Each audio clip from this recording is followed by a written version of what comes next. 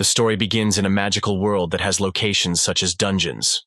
Dungeons are vaults scattered throughout the world and hidden for centuries. They are usually guarded by curses and evil monsters. They were out of reach for all but the most powerful adventurers until a new weapon was created. At some point, a system window appeared in front of one of the adventurers, asking him if he wanted to perform the summoning, and the man agreed. The system congratulated him on receiving a weapon of a very rare class. After this, the man stood before the monster, ready to fight it.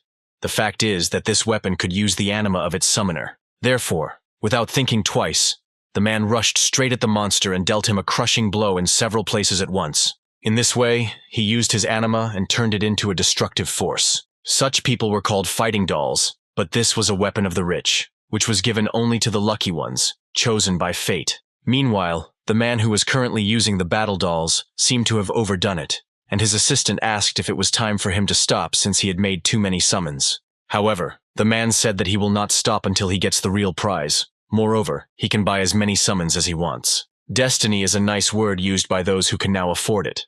But the protagonist was not one of those people. He had a terrible dream in which he called his father, but suddenly the main character opened his eyes and woke up in a cold sweat. He realized that he was in his own home and was awakened by the loud sound of the alarm clock, which was lying at his feet. Soon the boy got out of bed, adjusted his armor and hair, and then left the house. Even though he didn't want to go anywhere, he knew he had to go to work. He walked down the street while other people discussed those who had been lucky enough to be called up. At that moment, he noticed an alert appearing in the sky directly above his head. It said that a new 5-star doll was available in an elite lottery, and he could enter for a chance to claim it for himself and begin his adventure. However, the main character was not interested in all this. He found it quite boring, since new models were constantly being released. He also knew that no one in this city had enough money to spend on such a thing. Soon after, he headed to the tavern where he worked. There were already a lot of visitors there, and the waiters kept asking them to wait because they couldn't serve everyone. At this moment, the main character was servicing the mechanical maid girl who stood in front of him. He thought to himself that the most he could find in this city was cheap service dolls. Suddenly, a waiter came up to him and said that he needed the doll right now, and asked the main character if it was ready. After that, the guy took off his glasses and said that the anima core was broken and it was draining the doll's reservoir. However, the waiter didn't understand what this meant and asked the guy to just fix it, to which Cool replied that he needed a new part. Moreover, he said that he would have to pay for this part. The man looked at him with displeasure and said that they had not agreed on this. But Cool replied that he had said that he could only name an approximate price. In response to this, the man simply turned around and said that either he would fix the doll with what he had, or he would get nothing at all. The main character started to get angry. He understood that he couldn't afford this part, but he needed a job, so he thought of the only place where he could find a replacement. At that moment, an image of a place arose in his memory, in which a powerful explosion occurred, striking the entire space with a bright light. He remembered the grown man who had stood before him when Cool was still little, shielding him from the blast with his body. As it turned out, it was the little boy's father who sacrificed himself to save his son. However, the explosion was so strong that the boy's arm was injured. Thus, Cool was forced to replace his arm with a mechanical one, and now he often suffered ridicule from people who said that he was a doll who fixed dolls. These comments couldn't help but anger him, and so this time he decided to deal with those who mocked him. He walked up to the two men from behind and pretended to trip over something. He told them that they seemed to have dropped something, and at that moment he attached the mechanism to their chairs. After this, the main character smiled broadly, put some coins on the table, and said that this time he was treating them. The men were very happy that this doll finally understood who its owners really were, while Cool himself went to the exit, pleased with himself. Suddenly, men began to fall out of their chairs as if a small explosion had occurred beneath them. The bartender approached the bar counter and was surprised to see two men lying on the floor. Before leaving, the protagonist turned to the man and told him to prepare the money while he delivered the part. After some time, he headed towards the port where a lonely fisherman was sitting. It was Tom. He was a boatman and also an acquaintance of the main character. When he saw Cool, he said that he did not expect to see him here. The guy explained to him that Eric's doll had broken again, and the bartender still couldn't learn how to take care of it. Then the boatman asked him why he took on any job and was in such a hurry to earn a lot of money. In response to this, the guy could not restrain himself and said that he had one duty, but a man should not worry about it. He then asked Tom how things were going, as he thought that few people went to the dump these days, to which Tom replied that it was true. Whatever treasures were there, they weren't worth digging through all the toxic garbage that was dumped from the capital. Hearing this, Cool sighed wearily, realizing that nothing had changed. The man then asked him if he was ready to sail. The protagonist looked at the horizon and noted that it was already a bit late. But he said that he could just take the boat and return it later if it would be more convenient for the man. Tom said that it sounded great, because old people like him were more relaxed about it. And he finally asked the boy not to forget to tie up the boat when he got back. He also asked the guy to leave money under the seat, which surprised Cool a lot, since he didn't expect to have to pay for it. However, he soon got into a boat and went to a huge dump. Cool walked around the horrible place, looking at the huge piles of garbage that surrounded him on all sides. Then he took out some mechanical part and thought that it might be worth some money. He knew it would take a lot of time, but in the end, he always found something useful in that trash heap. When evening came, Cool came to the conclusion that he had dug up a couple of useful parts, but he still had not found the anima core. Climbing up the mountain of trash, the hero thought to himself that if he knew anything about this place, it was that one could spend an eternity searching in these piles. And in the end, you can still only find a small part of what is hidden here. However, Cool did not despair. He decided that even if he could not find the anima core, he could renew his hand. While he was thinking that there was always something to be found in this dump, he didn't notice the hand sticking out of the pile of garbage. Suddenly, someone's hand grabbed his leg and began to pull him down. The main character stopped in surprise, and his find fell out of his hands. He also felt that he began to fall down. The guy didn't lose his composure and realized that he needed to break free from the grip of whoever had decided to grab him. However, he was not doing a good job of it, and his findings were flying even further away from him. Then the guy thought to himself that, apparently, there was someone alive here. Then he grabbed his leg and tried to pull it out of the hand that was holding it. At some point, he pulled out a person who was hiding in the trash, and it turned out that it was a young girl in a black suit. After that, Cool flew down to the very bottom of the dump, while the unfamiliar girl flew after him. When the main character looked at her, he could not understand what was happening, since the girl had her eyes closed. When he looked down, he realized that they were flying into the very abyss and could easily crash. He decided that he needed to save this girl, and so he abruptly took her hand. After that, Cool pressed her to himself, and they flew down together. With his mechanical hand, he covered her body from blows. After some time, they finally landed down, and their fall caused a loud explosion. When the dust finally settled, the protagonist was kneeling, holding a stranger in his arms. He looked at his mechanical arm and realized that he was feeling pain in it from the blow. However, after examining himself and the girl, he realized that everything could have ended much worse. The protagonist looked at the face of the stranger, who was still lying as if unconscious, and noted that she was quite lucky. After this, Cool brought her to his home and placed her on a vertical couch to examine her. The hero noted that he had found quite a few interesting things in this dump, but he had no idea that he had a chance to find an almost whole doll there. He once again carefully examined the mechanical girl, whose clothes were torn in several places, and she herself still had not regained consciousness. The main character thought to himself that he could earn a lot of money with this. However, he quickly dismissed these thoughts, as he realized that he didn't even know if it worked, since such a doll was clearly not thrown away without a reason. Its design was unfamiliar to him. He assumed it was some old model. It was made of a material Cool had never encountered, and it was much denser than the dolls he worked with. At this moment, the protagonist noticed that the girl was holding something in her hand. When he took it out, he realized that it was a small pawn covered in blood. When he thought that this was quite strange, a little blonde girl came up to him and asked why he thought it was strange. Cool, without thinking, replied that he had never seen anything like it. However, he suddenly realized that his younger sister Annie was standing next to him. He turned to her and asked her sharply how long she had been standing there, to which the girl replied discontentedly that she had been there for quite a long time. When the boy asked her what she was doing there, since her mother didn't like her leaving the house, the girl, with trembling legs, handed him a small toy bird. She said that her ponchi was broken again. Then the older brother came up to her, began to stretch her cheeks, and said that he asked her to take better care of him. However, Annie continued and asked her brother if he could fix her toy. The protagonist carefully examined the bird and said that, apparently, the internal mechanism was jammed, but there was nothing complicated here. The girl then pointed her finger at the doll that was placed on the couch and asked her brother where he got this doll from. At one point, Annie assumed that he had won it in a lottery, but the protagonist said that he had found it in a dump, and the most surprising thing was that, despite some oddities, it was in good condition. When the girl asked what strange things he was talking about, he pointed to the anima core, which was located on the doll's chest. Soon the main character realized that his younger sister did not listen to him at all, and this made him angry every time. He explained again that anima is the energy that flows in all living beings, and it is this energy that is used to power technology, including dolls. The hero said that if we simplify everything as much as possible, we can say that this is how they set the dolls into action.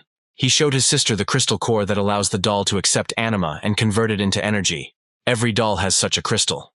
However, this doll has no crystal at all. It was raw ore. The main character has seen a lot of strange technologies in his life, but this one was amazing. At this point, Annie noticed the doll and noted that it looked just like a human. Cool then replied that the doll had a rather complex design, and then he tapped the crystal that was in her chest and added that if it weren't for this thing, he would have definitely taken her for a human. However, the moment his finger collided with the crystal, a small bolt of lightning appeared between them. Suddenly, the main character looked down and noticed something amazing there, after which he asked his sister to look there. He said that even her toes were designed in such a way that they were indistinguishable from human ones. As the main character continued to talk about how amazing this doll was, which was clearly different from the usual ones made for service, his sister began to shake with fear. She said that this was all very strange. Suddenly she noticed that the doll opened its yellow eyes and looked away as if with displeasure. While Annie was horrified by the living doll, Cool continued to talk about how even the structure of her skeleton was completely correct. At this point, the previously silent doll finally spoke up, menacingly asking the boy what he was doing, and then placed her foot on his chest. The protagonist understood that the doll seemed confused, so he introduced himself by name and then asked her what her name was. However, instead of answering, the doll suddenly rushed at him, intending to hit him with its fist, but Cool managed to close himself in time. He thought to himself that he was lucky to block this blow, but he didn't understand why the first thing this doll did after waking up was to pounce on him.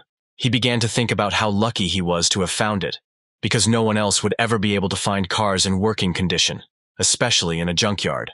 While he was thinking about this, he did not notice that the doll grabbed him by the collar and threw him with all its force in the opposite direction. Cool then rubbed the back of his head where he had hit the wall and asked the doll to calm down for just a second, thinking to himself that it seemed like when he touched her, he had accidentally created an anima link and awakened her. However, when the hero came to his senses, he realized that the doll was now heading towards his younger sister. The girl sat near the wall and cried from fear, while the doll came closer and closer to her. At that moment, the doll activated her vision and realized that there was only a child in front of her. However, the protagonist felt that his sister was in danger, so he grabbed his desk and swung it to hit her. The blow was so strong that he knocked the doll off its feet, and then shouted at his sister to run away from there immediately. At this moment, Annie froze in place and watched what was happening in horror. The doll, apparently, was unhappy with this outcome of events. She let go of the little girl and then turned towards the boy, intending to take revenge on him. Cool thought to himself that this doll was too strong, and he needed to somehow stop her. Then he rushed at her, deciding that if he touched the tank, the connection would be broken. He reached out to touch the crystal that was located on the girl's chest with his fingers. However, at the last moment, the doll intercepted his hand, and then with all its strength threw him over itself and towards the work table. At that moment, Cool realized that he wouldn't be able to defeat her this way, and so he had to come up with something else. Then he suddenly came up with something and decided it might work. While the boy was lying on the floor, the doll approached him and gloomily asked him who he was and what he had done to her. The protagonist stood up to catch his breath, then quietly said that he was just fixing it. He explained that he found it in a dump and brought it here. After that, he raised his hands up and said that if she had any more questions, they could talk calmly. The doll thought to herself that this was some kind of nonsense. She didn't understand what she was doing at the dump and why she was thrown out. She didn't remember anything about it, but she decided to listen to the guy, since he had answers. Then she rushed straight towards the protagonist and stretched out her hand, intending to force him to tell everything he knew. At this point, the protagonist chuckled and said that this was his plan B. Suddenly, the doll noticed that some metal thing was approaching her from behind. The girl turned around and saw that the broken mechanical chair that had just been on the floor was flying towards her. At that moment, the doll realized that when Cool was on the floor, he must have installed something. Before she could do anything, her body was literally magnetized to the mechanical chair. After this, the main character was finally able to approach her and pointed his finger at her tank. At that moment, something strange flashed before the girl's eyes. She realized that she couldn't move, and she saw some silhouettes in front of her, but she couldn't make out their faces. At that moment, one man handed her a small pawn, but the girl did not understand what it was and what to do with this thing. Before she could do anything, the stranger left. She tried to stop him, but he seemed not to hear her. Soon she opened her eyes and saw in front of her the familiar silhouette of the guy with whom she had recently fought. Apparently, Cool was worried that he might have broken her. He assumed that the doll had simply switched off. Soon the girl finally opened her eyes and looked emotionlessly somewhere up. As it turned out, at that moment she was lying in the protagonist's workshop on one of his sofas. Taking advantage of the fact that he did not suspect anything, she suddenly jumped up from the sofa and rushed to the attack. Seeing this, the protagonist only sighed wearily, asking her if she was tired of starting all this again. He pressed a button on some small remote control, and at that moment the doll felt something start to squeak on her hand. Suddenly an invisible force pulled her back somewhere, and the girl could not resist it. In literally an instant, she found herself chained to the wall. Her hands, which had bracelets on them, were chained to mechanisms. While the girl was trying to escape, the main character approached her and told her to save her strength, since the magnetic lock would not break. At that moment, an enraged Annie entered the room and ordered her brother to stop, saying that he was just scaring the doll. She said that the doll almost let her go, but he interfered and ruined everything. But Cool insisted that the doll was trying to kill him. However, the younger sister did not want to listen to him. Instead, she went to the mechanisms and turned them off so that the doll's hands were free. Then she smiled at her and told the doll not to worry and that she could trust her. However, the main character was not satisfied with this outcome of events, and he chained the girl to the wall again. Annie looked at him angrily and asked why he did that, since she had just proven to him that the doll was not dangerous. However, Cool replied that he was not going to take any risks, and besides, he had to look after his little sister. The girl looked at him with displeasure, but she understood that she could do nothing in this situation. Eventually, the protagonist agreed to let the doll go, but said that if she tried to do anything again, he would not hesitate to activate the thing again. 3 hours later, the three of them gathered in a room to discuss what had happened, and it turned out that the doll really didn't remember anything. She said that the last thing she could remember was waking up here, but before that she only had partial memories. Then the hero asked her about her job function. He asked if she didn't remember who her summoner or master was. Even though at that moment the doll remembered the silhouette of the man in the cloak, she said that she did not remember any of it.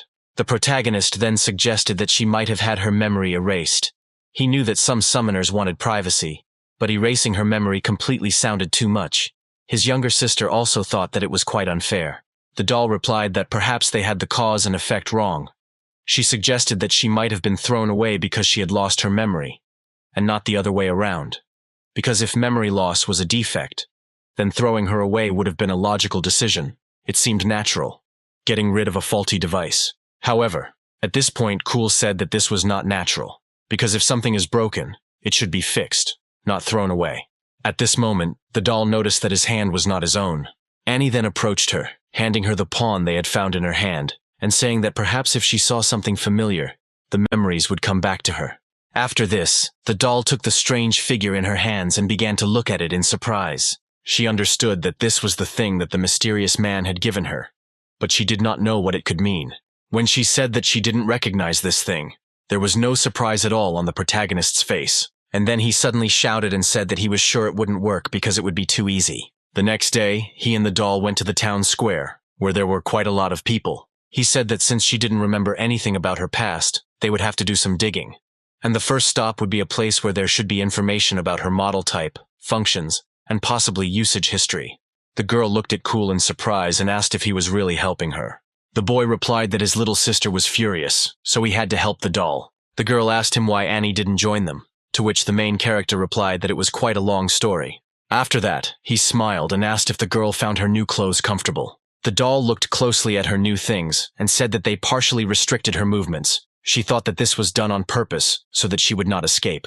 When the protagonist heard this, he jumped away from her and asked if she was going to attack him again, but the doll said that she would not do that. Then Cool added that she wouldn't be able to go far, because her anima core was connected to him. However, the girl didn't even understand what he was talking about. However, soon the guy looked up and said that they had arrived at the right place. In front of them stood a huge building. The Adventurers Guild. The main character said that they had the largest archive in the whole country, and information about the doll would surely be found here. However, Cool said he should go in there alone, as the recordings were not available to the general public. Then he walked towards the building and asked the doll to wait for him a little. When the main character left, the girl leaned her back against the wall and began to look at nature. At that moment, she heard someone's loud laughter and turned her head towards the sound. She saw a large man with blonde hair walking down the street. carrying a huge sack on his back. The man was smiling and telling everyone that the quest was too easy. As it turned out, he was an adventurer named Toppa.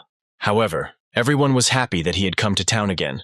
They considered him just a brat of a rich merchant. At this moment, the doll noticed that the bag that Toppa was carrying on his shoulders was bloody. Suddenly, the person walking behind the man noticed a doll standing nearby. He noted that this was the first time he had seen this doll here and suggested that it might be a service doll. However, when he looked at her eyes, the guy realized that her eyes were too lively for a service doll. As he passed the stranger, he wondered who could be her summoner.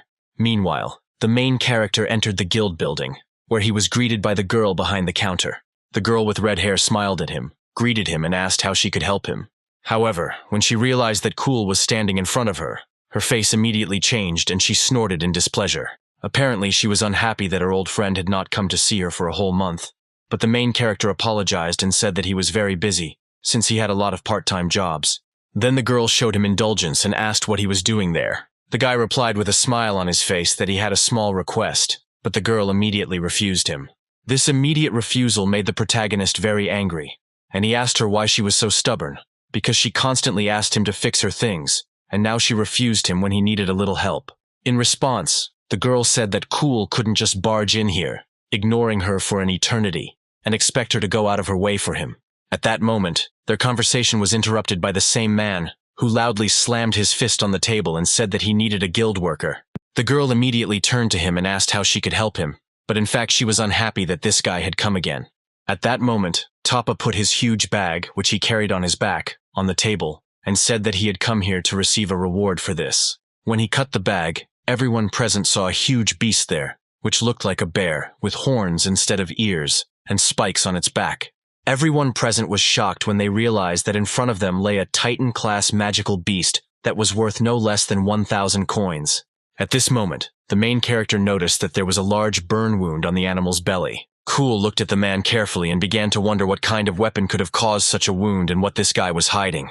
Meanwhile, the doll stood near the guild building and thought that in this building, according to that guy, there might be information about her past. She wondered if they knew who the man with the bloody pawn was. At that moment, everyone present in the building was shocked by what a huge beast Toppa had brought them this time.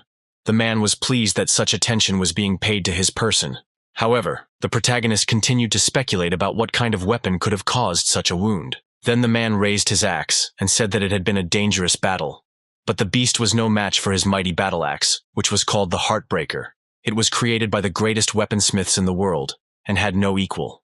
At this point, the girl said that she didn't care at all how he killed it, but she wanted him to remove that thing from the table. At that moment, the man leaned towards her and said that he would like her to join him on the quest and see his weapon in action, or they could have some privacy. The girl protested inside, but she knew she had to remain polite, and so she modestly declined.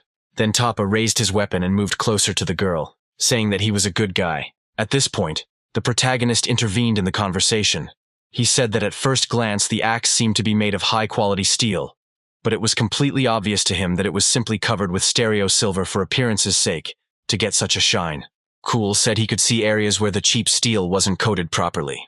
In response, the man only laughed and said that an ordinary crippled peasant could not know anything about weapons of this class. The protagonist confirmed that he was indeed not an expert, but he did not know of any axe that could leave burns.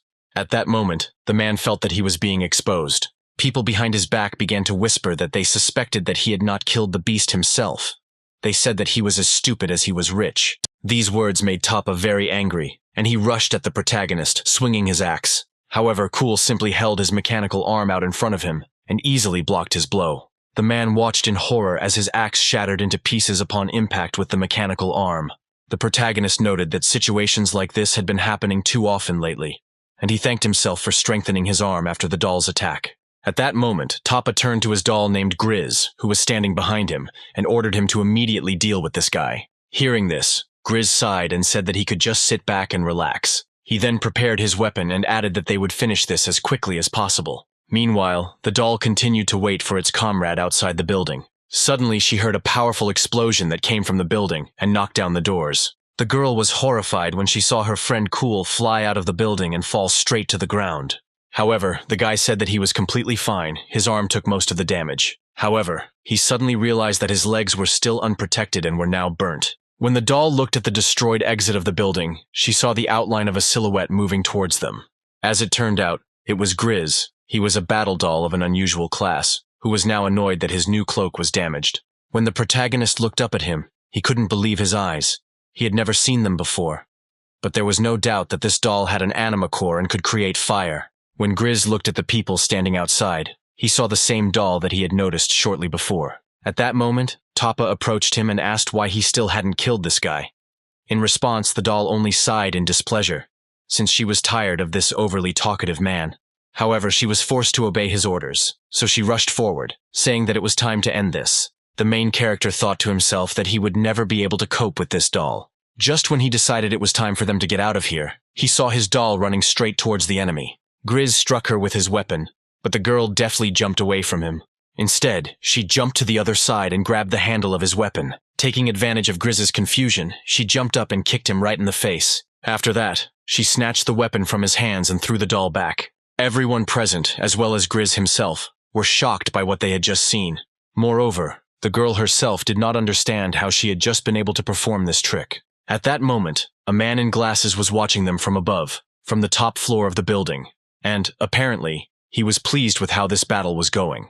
The main character was in shock. He did not understand how the girl managed to cope with such a powerful doll. Suddenly, she saw a strange glow in front of her, which was quickly approaching her.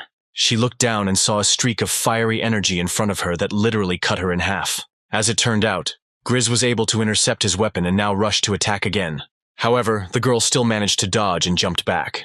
She knew to herself that her body had just moved on its own, as if she had been created for this. At this point, Grizz approached her and asked why she didn't use her craft if she was a combat doll. He said angrily that if she thought she could win without it, she better think again. He then began to relentlessly attack the doll from different angles, and the girl had to constantly dodge. She saw that Grizz's eyes were literally burning with red fire. He was furious. After that, he struck a blow that was his firecraft. It was called the Flame Sickle. The main character, who was watching everything that was happening, was horrified. He was sure that the doll would not be able to cope with such a powerful attack. Then he rushed to his girlfriend and ordered her to get out of there immediately. However, the girl continued to stand in place. Something inside her said that she would definitely be able to stop this attack. Suddenly, her eyes started to glow with a bright yellow light. And then something strange happened. She felt as if she was in zero gravity, and behind her was that same stranger in a hood who said goodbye to her, calling her by name, Annika. The doll quickly returned to reality, and realized that a huge blast wave was approaching her. Meanwhile, Cool was approaching the doll, intending to save it. He reached out his hand to take it from there. However, suddenly Annika felt that a sphere similar to a bright pearl appeared in front of her. Before she could even realize it, it was as if a large water bubble had enveloped her. As it turns out, it was a watercraft called Ocean Pearl that saved the doll from the attack. Everyone present was shocked by what they saw, as they realized that this was outside interference. Soon a woman with glasses and long blue hair came out to them. It was a normal class battle doll named Kalia. She was also the assistant of the guild leader. She turned to the guys and said that this was quite a big violation, and now she would have to do a lot of paperwork. When the red-haired girl saw this, she cursed at her friend, as she realized that she was in trouble because of him. She was sure that this incident would get her fired. Then Kalia turned to the protagonist and the doll, and said that if her information was correct, and it always was, the two of them did not have a license, meaning they were on the guild's territory illegally. Cool and Annika looked at the woman in surprise, but they knew she was telling the truth. Then the woman smiled slyly and asked them to leave the area immediately, otherwise they would be forced to take action. The protagonist then pointed towards Toppa and said that this man provoked them, to which the man replied that he was simply protecting the guild from an intruder. Kalia replied that since Toppa was a member of the Adventurers Guild, any disciplinary action against him would be considered a private matter of the guild, so it was none of their business. However, the protagonist was terrified that this guy would just be let go without question. In response to this, the man laughed. He said that on his side there was an entire guild, and on Cole's side there was only a cheap, terrible doll. The main character was very angry when he heard these words, but he knew what to answer. He looked at the man's broken axe and said that he should come over to him if he didn't want to be sold a fake again. At the end, he said that he would even give him a discount, but Toppa replied that he was not going to ask him for help.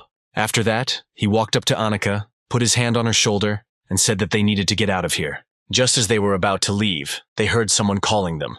It turned out to be Grizz, who turned to Annika and said that she was moving quite well. Then he noticed that she moved well for a broken doll. And then a look of irritation appeared on the girl's face. While the guys were walking along the road, the main character said that in the end they couldn't find out anything. They still had zero guesses about where Annika could have come from. But the girl replied that in fact this was not the case. She explained that she remembered something. It was the image of a man who knew her and called her by name.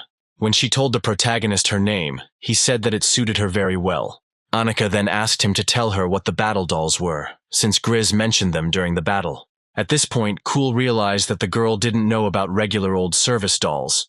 He said that they were usually used for light tasks like cooking and cleaning, and that was literally all their cores were capable of. However, a few years ago, a brilliant engineer created a new core. It was so powerful that it allowed control of anima.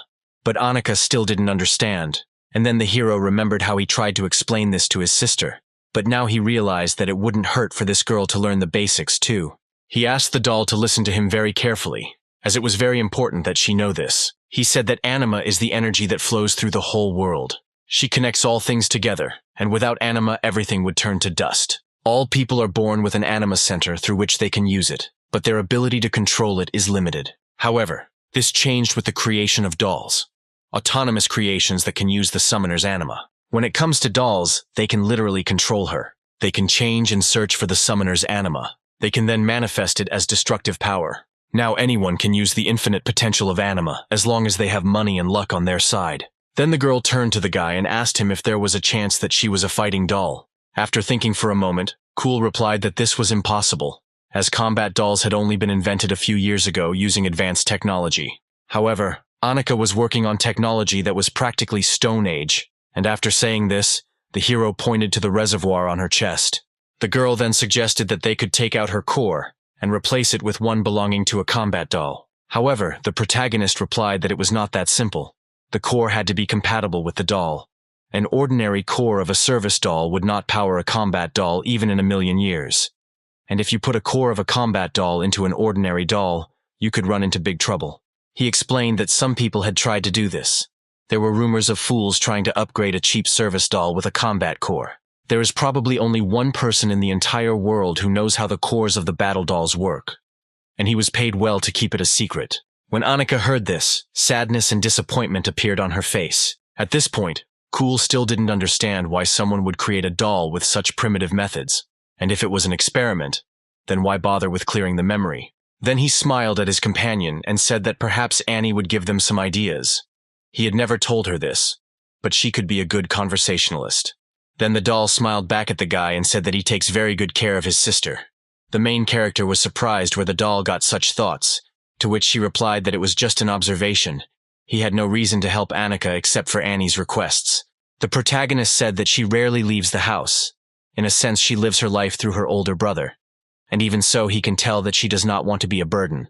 So if there is something that she really wants, then he was sure that it is very important to her.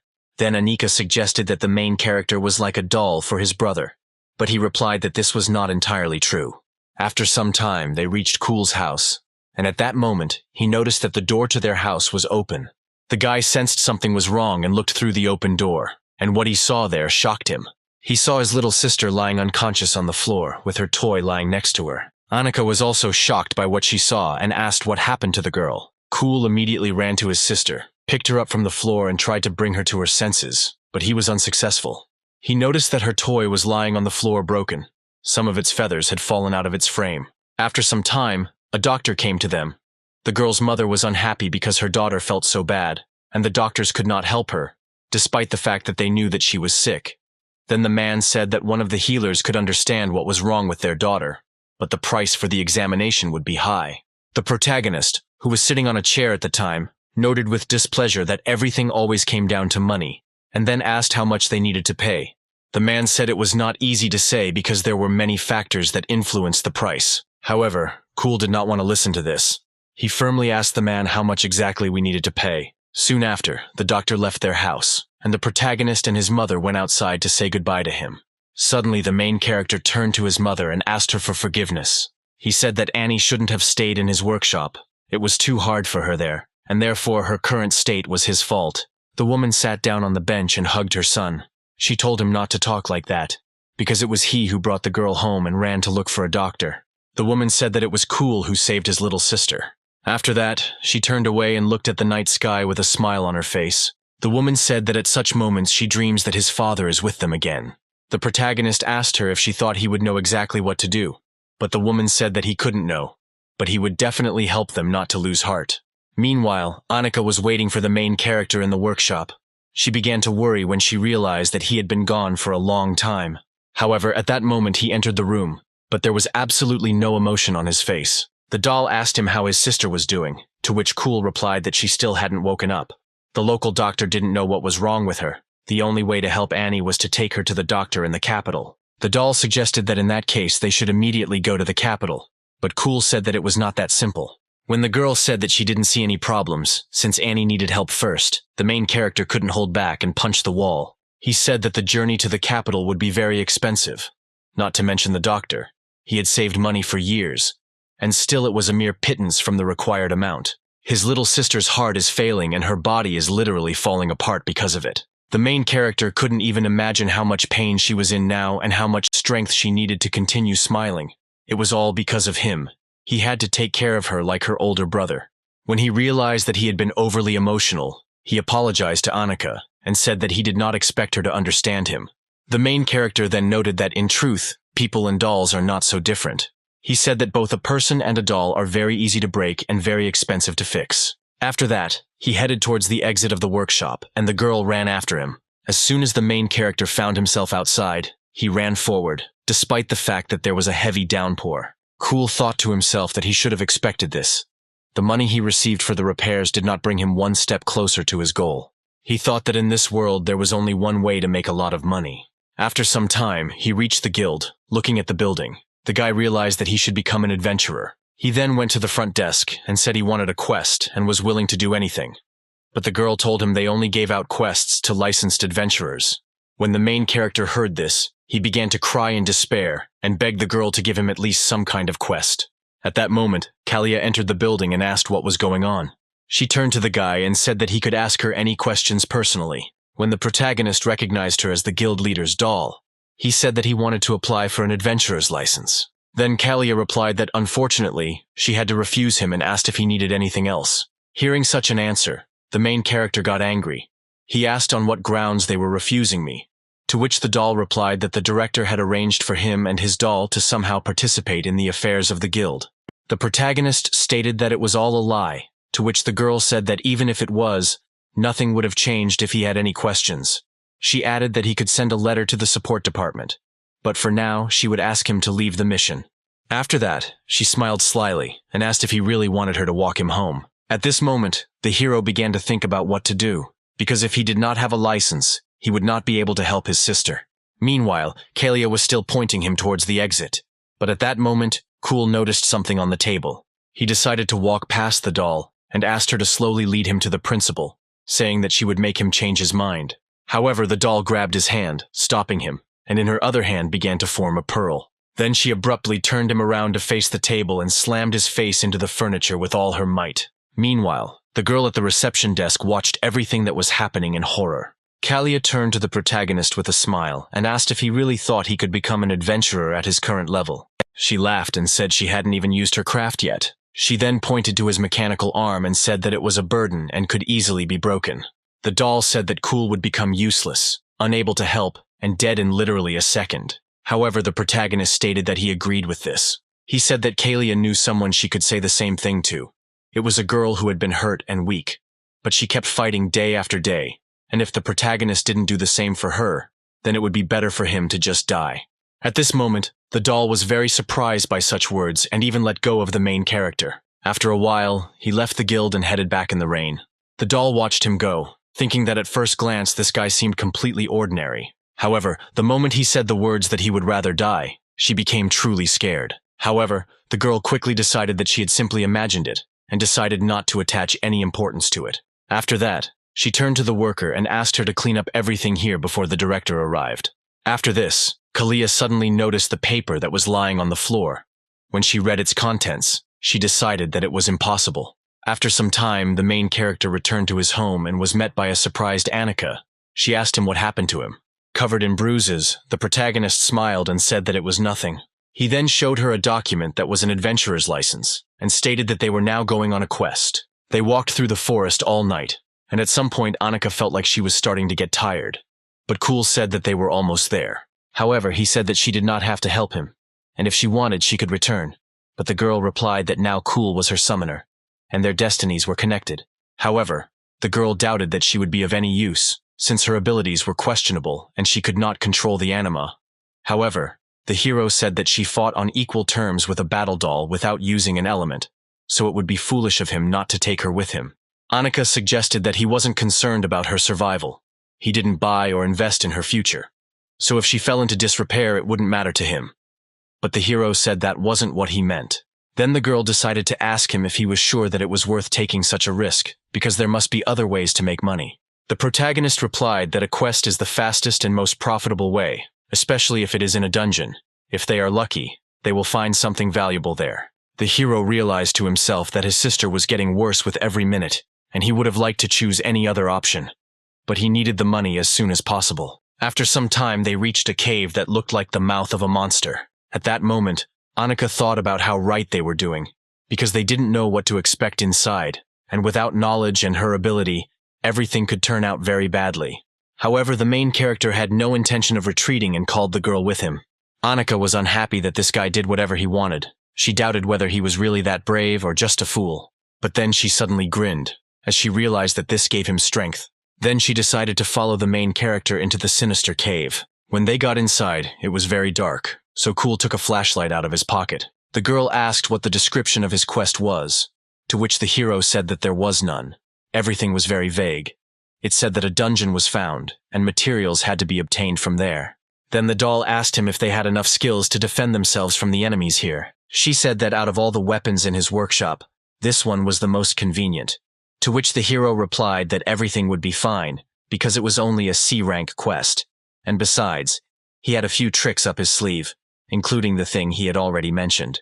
The doll understood that he was talking about the prototype, but said that it would be foolish to trust her life to a thing that was assembled from who knows what. As they walked forward through the cave, a strange creature that looked like an eye looked down at them. Cool replied to his companion that perhaps they would not need her. He pointed to the walls and said that the creatures here should not pose a danger. However, Annika wondered why she couldn't shake off the feeling that she had if it was just a C-rank quest.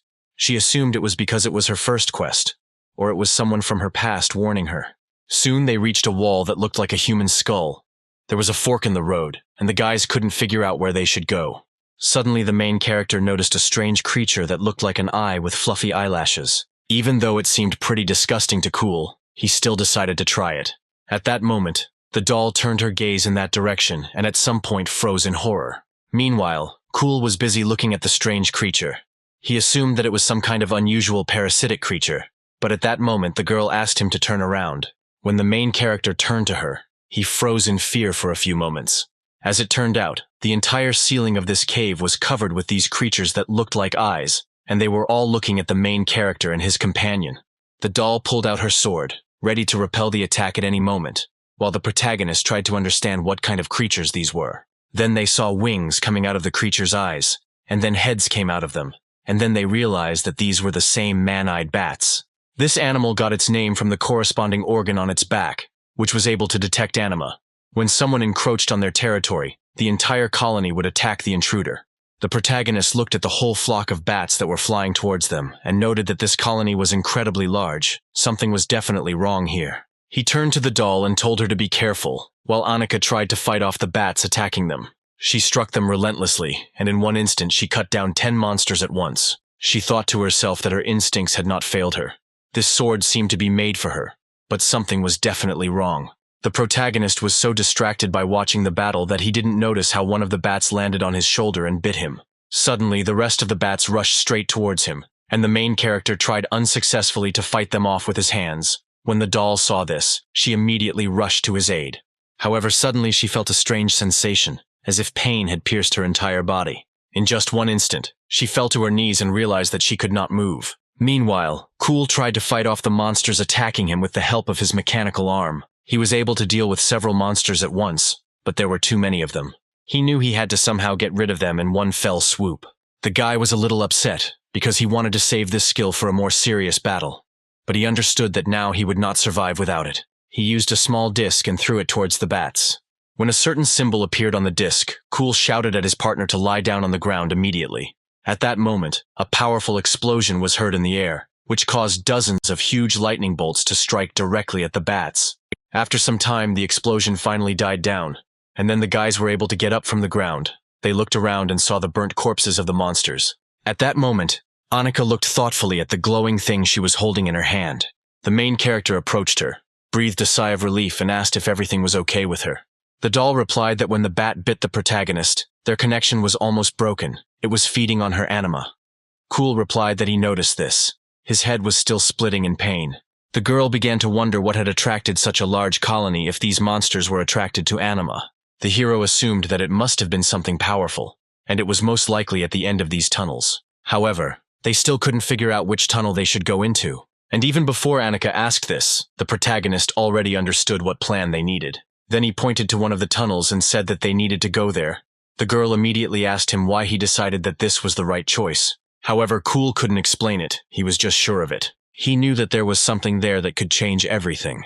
Soon the boys came out into another part of the cave, which was very different from the narrow, dark passages they had seen before. In front of them was a wall, in the center of which was a statue of a woman who was emitting an incredibly bright light. When the protagonist looked at the pendant that hung on the statue's neck, he realized that his whole life up to this moment would become just a memory for him. For some time, the boys stood silently and looked at the incomprehensible structure in front of them. Annika began to think that the uneasiness she felt at the entrance to the cave came from here. Then the main character pointed her in the direction of the statue, which was located at a fairly decent height. What interested him most was the pendant that hung around the stone woman's neck. He assumed that this was the thing that attracted the bats here, but the girl did not understand why they needed this trinket. The protagonist suggested that the stone in this pendant could have been infused with anima. However, he understood that for a colony of such size, its concentration must be incredible. Such an artifact should have been guarded much more diligently. After this, the main character squatted down and decided to touch the water with his hand, which was right in front of him. He looked at her carefully, and then declared that she was safe. Annika looked at the pendant and said that she would get the stone from there. But Cool stopped her and said that he would go there himself, and she should stay here. The doll tried to stop him, saying it was dangerous, but the guy said the stone might have some effect on the doll, and he didn't want to risk it suddenly turning off. Plus, Annika was faster than him. If some kind of defense worked, she would cope with it better than he could. Then he smiled and asked the girl if she would agree to cover for him. The doll looked at him in bewilderment, but agreed with his plan. She looked towards the glowing statue again, and said that she would definitely protect him. Meanwhile, the story moves to the guild. Kalia was sitting at the table in the office and thinking about the fact that the head had gone to sleep a few hours ago, and she was busy with his work. She decided that she would definitely need to talk about this. However, at that moment someone knocked on her door. As it turned out, it was the worker who had recently met the main character. She said that she checked all the available quests, as the doll asked, and as she suspected, one was missing. Kalia realized that her guess was correct. That boy had probably taken that quest with him. But the only relief was that the quests in the main hall were no higher than C rank. Afterwards, the girl said that they were lucky that Kalia decided to schedule a check. At that moment, the doll suspected something and asked her why she decided so. The girl explained that she had checked the guild's initial rating for this dungeon quest when it first appeared, and it turned out that it had been assigned the wrong rank. Meanwhile, the main character stepped into the water, which was located right in front of the stairs. As it turned out, the quest he was currently on was rated incorrectly due to its description. It was actually an S-rank dungeon. However, the protagonist did not know about this, and continued to climb the wall without fear to reach the statue. When he looked at the statue, he realized something. From a distance he hadn't noticed it, but now he realized that the statue looked as if it were a woman mourning a loss. And at that moment, Kalia jumped up from her seat. She was horrified when she found out that this dungeon was S-rank. She immediately ran out of the office and ordered the girl to form a squad from those who were free right now. If that guy had already entered there, they might not make it in time. Meanwhile, Annika tried to carry out her part of the plan, but she couldn't shake the feeling that something was wrong here. She thought this artifact was quite strange. The main character felt it too. He felt the pressure coming from this artifact, which made his head spin. It felt like his body was completely disobeying him. However, Cool knew he couldn't do otherwise and was determined to get through it no matter what. So he stretched out his arm with all his might and grabbed the pendant. After that, he immediately jumped back into the water. Meanwhile, the doll looked around for anything unusual. After some time, the main character climbed out of the water and asked her if she noticed anything, but the girl said that nothing was visible yet. When the boy looked at the amulet he was holding in his hand, he realized that the pressure that was coming from it had disappeared. He then climbed back up the stairs with the help of his partner and smiled and remarked that they were really lucky. However, then they suddenly heard a strange sound, as if something had fallen into the water. When the boys looked up, they saw that the statue of the woman was beginning to crack and collapse. In literally one moment it cracked completely and began to fall down along with the wall. What followed was a powerful explosion that left nothing behind from the structure that had been there just a minute ago. Annika and her partner watched what was happening with curiosity, and soon they noticed a strange figure that was visible through the clouds of dust. They saw a demonic green hand that began to crawl out of the rocks, and then part of the monster's face appeared from there. The doll asked the main character what it was, but Cool himself did not know what to answer her. Soon a monster appeared before them, which looked like a huge lizard, but was much more terrible than any of them. He quickly dived under the water, and literally a moment later appeared right in front of the guys. Without thinking twice, Annika used her sword and rushed to attack. In one movement, she dealt him powerful blows all over his body. However, when she heard a strange sound behind her, she immediately turned around. As it turned out, her attacks didn't work, and the monster took absolutely no damage. Meanwhile, the main characters looked at this monster with horror on their faces. It was the shadow of a witch. He had only heard of them in legends. Even the most high-class adventurers avoid the dungeons guarded by this monster, so Cool didn't understand where it came from. When the main character looked closely, he realized that the monster's gaze was directed at the amulet that he was holding in his hand. As soon as the guy realized what exactly the monster wanted from them, he immediately ran away. He thought he was running fast enough, but soon enough he heard the scream of a monster behind him.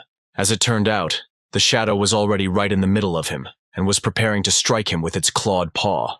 At this moment, the main character realized that this monster was not affected by physical attacks. However, he still had a plan B, and decided to create some explosions. He used several mechanisms and threw them straight towards the shadow, and soon a powerful explosion was heard there. The protagonist watched the explosion with anticipation, hoping that he had succeeded. The explosion was so powerful that it raised a lot of dust, and therefore Cool could hardly see anything. However, a monster soon appeared in front of him, using shadow shift skills and deforming its body. He then extended his demonic hand in front of him and grabbed the protagonist right by the neck. She came so close to him that Cool could feel her ominous breath right on his face. Then the shadow raised its hand to the amulet, which he was clutching in his palm, and frantically repeated that it belonged to her. The main character was horrified when he realized that this monster could talk. Shadow was so distracted by trying to get the amulet out of Cool's hand that she didn't notice Annika approaching her from behind. The doll dealt him a crushing blow, thereby cutting off the shadow's hand. The monster screamed loudly from the intense pain and then jumped to the side, deforming its body again.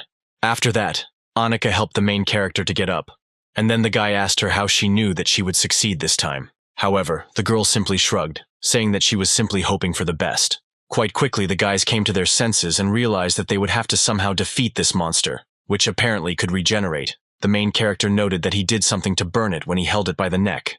He suggested that this was what made him vulnerable. Annika said that it made sense, but it still wasn't the plan. The protagonist agreed with her. They could have fought for days, but they still weren't close to destroying this monster. The way it transforms suggests that it is a shadow, most likely made entirely of anima. At that moment, a brilliant idea came to Cool's head. He turned to Annika and said that it was time to use that very thing.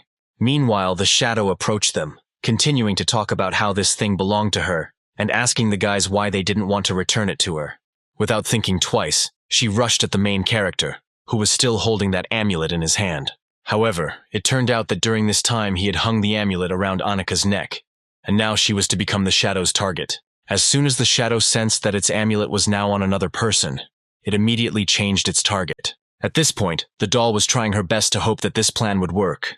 The main character thought to himself that they would succeed, but he just needed a little time. Meanwhile, the shadow attacked the doll, trying to strike with its hands, which now resembled sickles. However, the girl easily dodged each blow. At that moment, new limbs seemed to grow from behind the monster's back, and he directed all 3 limbs at the girl at once. Annika realized that these attacks were too fast, and she began to have difficulty dodging them in time. At some point, she noticed that one of the monster's tentacles had landed right where she had been a moment ago. When the girl looked up, she realized that there were 3 demonic spikes sticking out of the ground, preventing her from getting out of this cage. She realized she had lost sight of the monster, but then a shadow appeared from the ground and struck her in the face. After this, the shadow prepared to attack the doll from above, and Annika turned to the protagonist and asked how much more time he needed. Meanwhile, Cool was working on creating some kind of mechanism and frantically answered the girl that he only had a little bit left. Suddenly, the shadow grabbed Annika by the neck and squeezed tightly, causing the girl to feel a strong burning sensation. However, she then took out her sword and cut off the hand that was holding her neck again. After this, the girl pounced on the shadow again and was about to attack it from above. Suddenly, the monster grabbed the blade of Annika's weapon and looked at her with what seemed like a victorious smile. In literally one instant, her weapon cracked into 100 tiny pieces. The girl had no choice but to step back. She looked at her broken sword and then at the protagonist, who was still trying to put his plan into action. She remembered a situation that had happened shortly before. The protagonist created a small thing that, according to him, was supposed to help them clear the dungeon. However, Annika replied that the device looked just like his other toys, and that it brought back unpleasant memories for her. The main character did not like this comment at all, because in his eyes this device looked completely different. He said that in the center was a crystal core that he extracted from a damaged maintenance doll. He was able to use its anima-holding properties in one of his explosive discs. The girl realized that it could now actually resist attacks involving anima. Cool confirmed her words and said that no matter what they had to face in that dungeon, they were prepared. However, the girl decided to be frank. She said that he was going into the dungeon with no experience at all, and taking a broken doll with him, so the odds were not in his favor, and his confidence bordered on arrogance. However, the guy said that he was not very confident in his abilities either. He scratched his face awkwardly and said that he couldn't feel his hand, and that his heart was about to jump out of his chest. Also, his legs had been shaking ever since they left that guild. However, he still understood that his sister was suffering, and he was her older brother, so he saw no point in hesitating in the face of danger when it was the only way out. Cool stated that this anima destroyer had only one drawback, which was the preparation time, so the girl would have to cover him while he filled the core. He said that he would give her a command, and then she would have to try to run as far away as possible, and remember that this device explodes. Meanwhile, Annika continued to fight the monster, which was superior to her in every way. As she ran towards him again, the shadow used a skill called Shadow Shift, and deformed its body again. Her body turned into a long whip, which she aimed straight at Annika. The girl barely managed to dodge this attack, as it was circular. Then she turned to Cool and asked him again how much more time he needed. The guy thought to himself that he had no strength left. He was not used to spending so much anima at once, but he needed to make sure that he was charged enough and could kill the shadow. However, if they hesitate, they will miss their only chance. So the main character decided to take a risk and gave his partner the command to run. As soon as Annika heard this, she immediately jumped away from the tentacles that were chasing her. Then the main character put his hand in front of him and prepared to use the device. However, at the last moment he noticed that the timer on his device seemed to have broken, and was now showing only zeros. He assumed it happened when his belt fell to the ground. The girl looked at Cool in surprise and asked him why he didn't throw the device, to which the guy said that he wouldn't be able to do it, and he would have to detonate it manually. At that moment the girl told him to be careful. As it turned out, a shadow had fallen on him and the device had fallen out of his hand. The protagonist put his iron hand in front of him to block the fiery attack of this monster. He frantically looked around, trying to find the destroyer of the anima with his gaze. Then he noticed that Annika approached the device and picked it up, despite the fact that it was glowing and ready to explode. Without thinking twice, she rose to her feet and headed straight towards the shadow. Meanwhile, the monster continued to strike one blow after another, trying to break through the main character's mechanical arm. The guy didn't understand what to do. He realized that he needed to activate the device now, while this shadow was vulnerable. At that moment, the monster heard footsteps behind him and turned around to see what was there. As it turned out, Annika was standing behind him, holding a device in one hand and the very amulet that the monster was hunting for in the other. Cool looked at the girl with fear in his voice and asked her what she was doing. Then the doll looked at the shadow defiantly and said that if he wanted to take this thing, then he should come to her and try to do it. Without thinking twice, the monster rushed straight towards the girl, putting his clawed paws in front of him. Annika realized that her plan had worked and then held the amulet in front of her, saying that she was not going anywhere. At that moment, the main character rushed after the monster, not fully believing that the girl wanted to blow up this device herself. Before doing this, Annika remembered the words of the protagonist that there is no point in hesitating in the face of danger, if this is the only way out. At that moment, Cool realized what the girl was about to do and ordered her to stop. However, Annika did not stop. She said with a smile on her face that this was the only way out. After that, she closed her eyes and concentrated, clutching that very amulet in her hand. Literally a moment later, there was a powerful explosion that destroyed the shadow in a couple of seconds. The protagonist was trying to get to his partner when he suddenly saw her body, which was standing in the blast wave, but looked undamaged. The explosion was so strong that the guy had to shield himself from it with his hands. After some time, when it finally settled, he began to come to his senses. The first thing the main character did was get to his feet and go looking for his companion. He saw Annika sitting near the stone. He said that he could not understand that she activated the device manually, and called her crazy. However, he was glad that their plan worked, and the shadow eventually disappeared. But still, when Cool approached Annika, she quietly asked him why he did it. Half of her face was damaged. She looked at the guy with disappointment, and asked him why he let her do this. She stood up and asked if she really was just expendable to him. The main character, looking at his companion, froze in horror. He promised that he would definitely fix her. However, when he looked down, he realized that a dark spot was growing under his feet. The protagonist did not understand what was happening. While the spot stopped, grew larger, and began to surround him from all sides. Suddenly he heard a familiar voice and turned around to see who it was. He saw Annie, who looked like a corpse. Blood was running from the corners of her plastic eyes, and she was holding a bloody toy in her hands. The girl said that she was in a lot of pain, and asked her older brother to help her. Then Cool saw another familiar silhouette approaching him from the side. It turned out it was his mother. She looked at her son with anger and said that she wished he would die that day.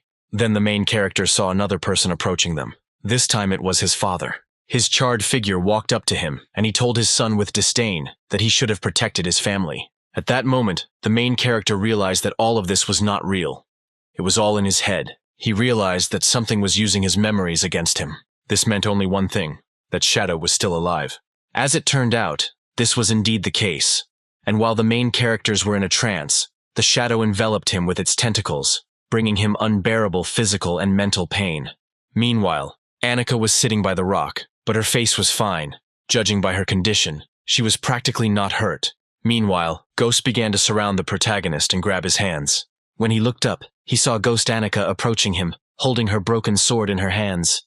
Before the protagonist could say anything, she stabbed him right in the chest. From severe pain, he fell to his knees and began to cough. At that moment, all the ghosts stood over him and asked him if he really thought he could steal what belonged to them. Meanwhile, Cool realized that this pain was real. The Shadow was currently trying to kill him. He felt like he was losing a lot of blood, but it seemed like he couldn't do anything about it. Then suddenly he felt someone approaching him from behind. When he turned around, he saw himself as a child. Little Cool turned to him and called him pathetic. The main character looked at the boy with one arm in bewilderment and asked him what he was doing here. In response to this, the boy said that he himself had called him here. Then the protagonist asked the younger version of himself if he could help him. He thought to himself that perhaps it was his subconscious that was resisting the Shadow.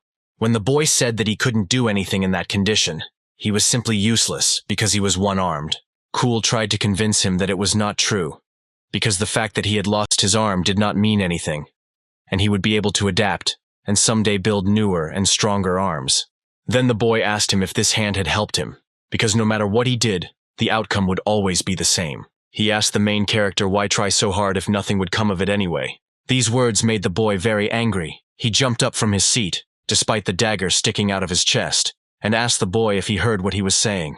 The hero asked the boy if he really thought it was better to act as if he didn't care. He said that he saw right through him, and that the boy was simply a coward. Cool said that he would rather die in this god-forsaken world than accept defeat as the boy did, and then pulled the dagger out of his chest. At that moment, he realized that he had been so focused on what would happen if he failed, that he had not seen the truth before his eyes. Then he turned to the boy and asked if he had another healthy hand that he hid in his pocket. He asked why he didn't show what he was hiding there. However, the boy doubted that it would work.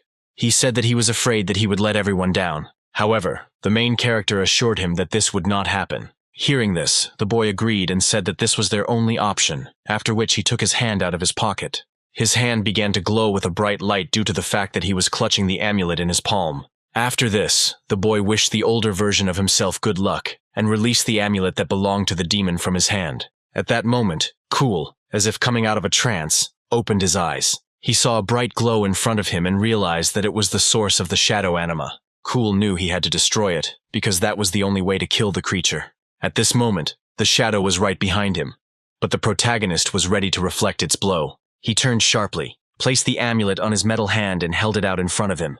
Immediately after this, a powerful explosion was heard, which literally incinerated the monster's body. The explosion was so hot that the main character had to jump back. He felt very hot, and it seemed to him as if he was burning alive. However, when he looked at the dissolving body of the shadow, he realized that his plan had worked. Then he was ready to deliver the finishing blow, and struck the demon's torso with his metal hand. After this, another powerful explosion was heard, the blast wave from which threw the main character far back. The explosion caused cracks to appear throughout the cave, but somehow magically they didn't reach the place where Annika was sitting. At that moment it stopped and began to glow brightly blue near my chest. Suddenly the girl opened her mouth and quietly exhaled. Meanwhile, people were moving into the cave. It was a group of 5 adventurers. The man in the middle said it was a waste of time. The child had gone into the dungeon to be killed, and now they had to go and save him. The bald man walking next to him said he was willing to bet 20 coins that they would find his corpse inside. The girl who was walking next to him said that she was very cold, to which the bald man replied that at least she had hair that could warm her up, and all the heat of his body went straight through his head. The girl exhaled dissatisfiedly and asked him if he could at least not mention his baldness once.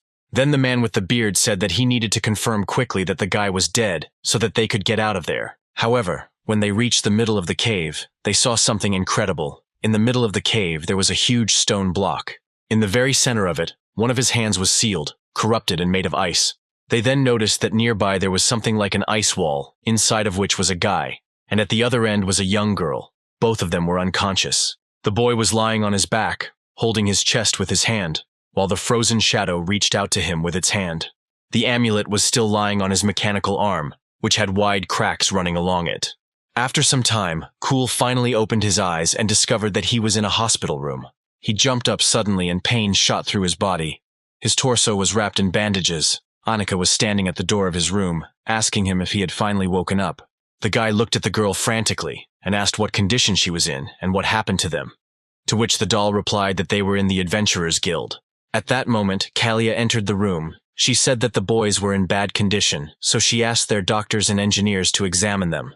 It was strange, but they had no records of a doll with an appearance like Annika's. She was made of a special material that they didn't have, so the engineers had to make implants out of memory steel, which wasn't perfect, but it should have mimicked the properties of the original well. However, the main character was dissatisfied when he saw the girl in front of him, and asked her if she had really brought them here to lock them up. Kalia adjusted her glasses and said that she didn't intend to do that, but her kindness would come at a price.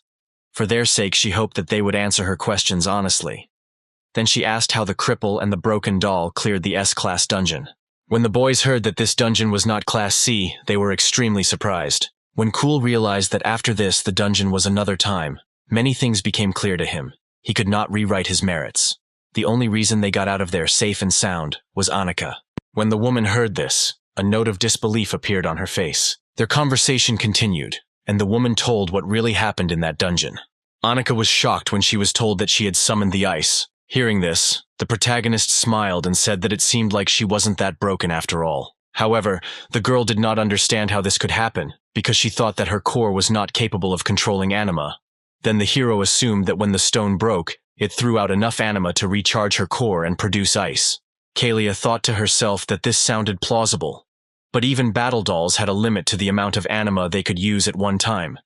Adventurers had reported that the ice had filled the entire dungeon. Anima control of this scale could only be seen in the most powerful battle dolls. However, she couldn't find any information about this doll in the guild database. It was as if it was a ghost. After this, the girl turned to the guy and asked him to tell her more about the dungeon, and asked if they really saw the shadow of the witch. Cool said that they actually saw her. It was a terrifying creature that looked like a human, and even spoke. It constantly talked about someone's death. Kalia explained that a shadow is a being made of pure anima. Creating one is a high-level technique, but the reason why they are so dangerous is because they have thoughts and emotions and even memories. By creating memories, he creates a target, and the target gives him strength. When Annika heard that memories create purpose, these words interested her. The hero wondered if the shadow really thought that the amulet protected the warrior who was depicted on the statue. Perhaps the shadow thought that it would save someone. Kalia continued, saying that in order to create a shadow that could speak and understand abstract concepts like death, an incredibly powerful artifact would be needed. These words interested the protagonist, because he understood that they had been through so much and even risked their lives. So now he was worried whether this little thing could be quite expensive. However, the woman answered negatively. She said that if they wanted to get a reward for the quest, the integrity of the artifact was important. When the main character heard this, he was noticeably upset. He realized he had screwed up, and things would have been much better if he hadn't had to break it. Annika, it is clear what she is experiencing now. The main character was filled with sympathy for him. The hero then said that the thing was stuck. The heat should have melted the metal, and he would need to get some tools from the workshop to try to get it out.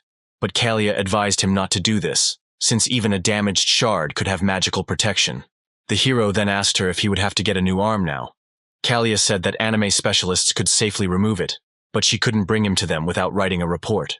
The doll then asked if anyone outside the guild could help them, and she, being a woman, replied that they were in a small town, and there weren't many anime experts to turn to.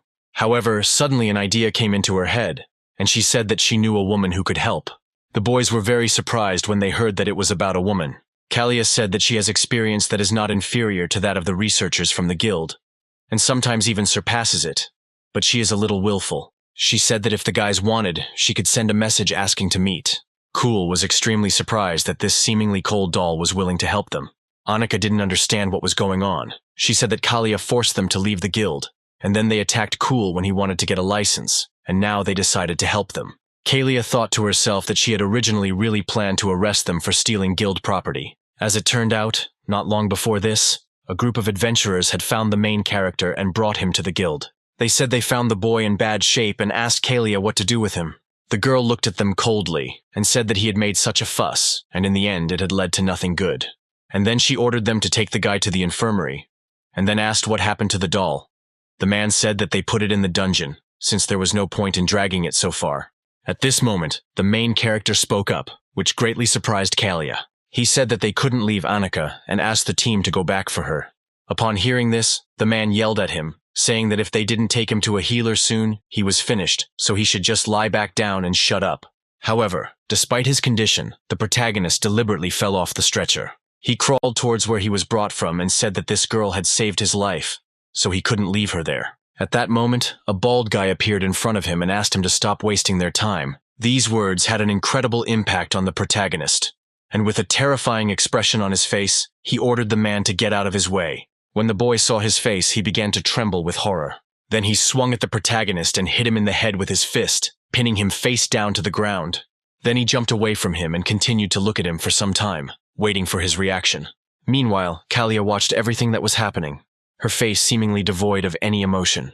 When the bald guy laughed, saying that this guy was just a chatterbox. However, suddenly, the girl ordered the adventurers to bring the doll here. When she noticed a shadow of doubt on the bald guy's face, she told him to stop being stupid and bring the doll here immediately. The whole group was shocked by how furiously Kalia behaved. When she shouted at them to run after the doll immediately, they immediately turned around and ran back to the dungeon.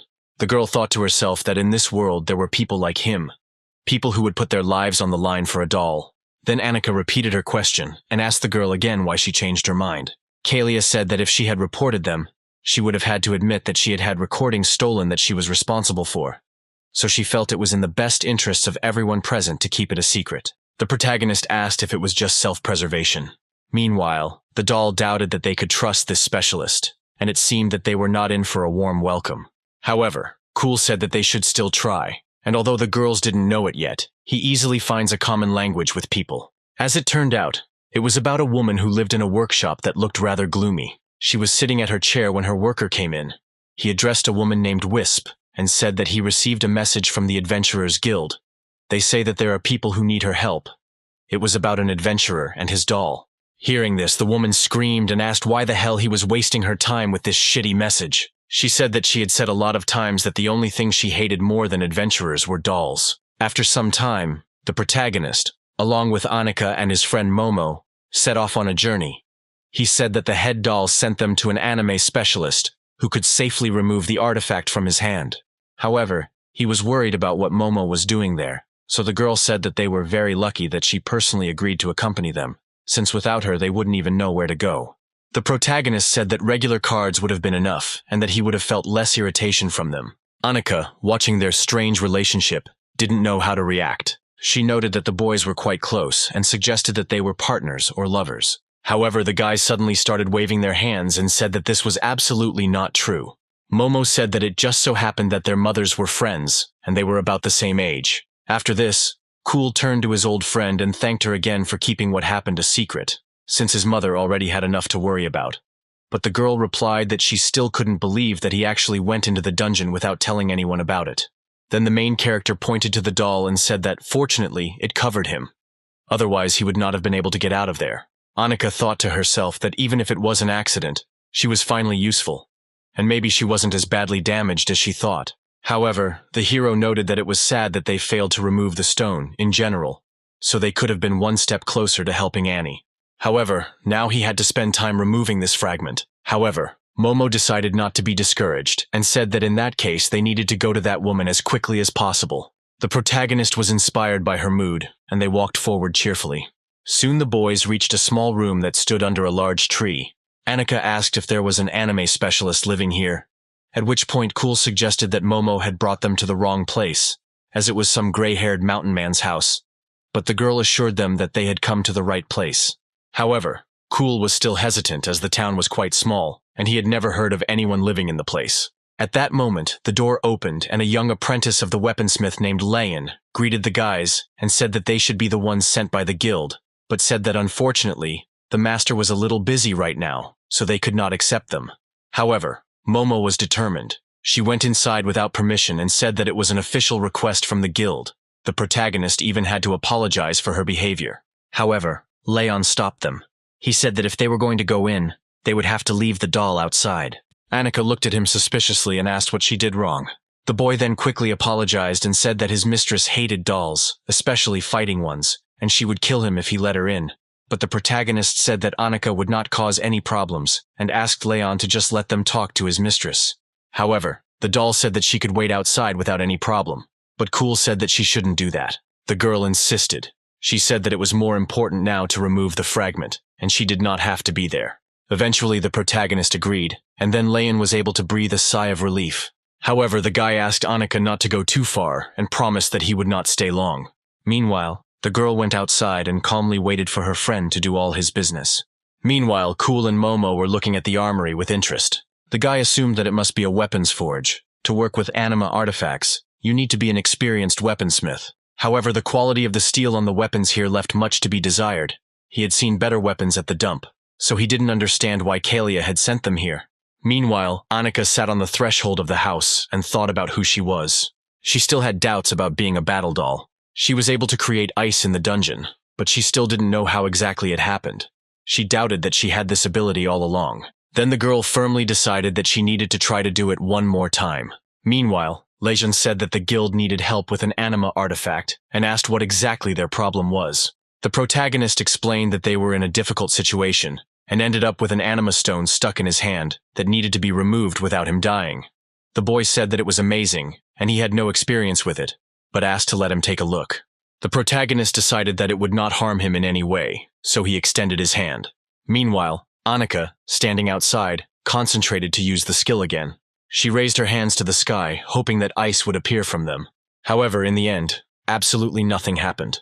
The girl didn't understand how she managed to do it last time. Meanwhile, Leon was examining the protagonist's hand under a magnifying glass. He said it was amazing, and that he had never seen anything like it.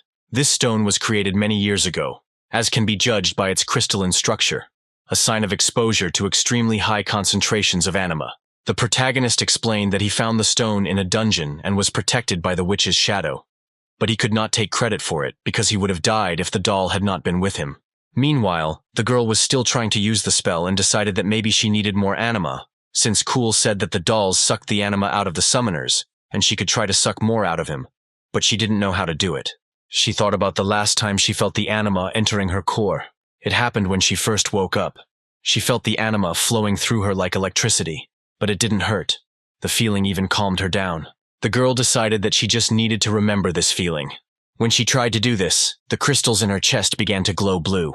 Meanwhile, Wisp sat on her chair and slept. Suddenly, she smelled a strange odor and began to sniff. Meanwhile, something strange was happening in the workshop.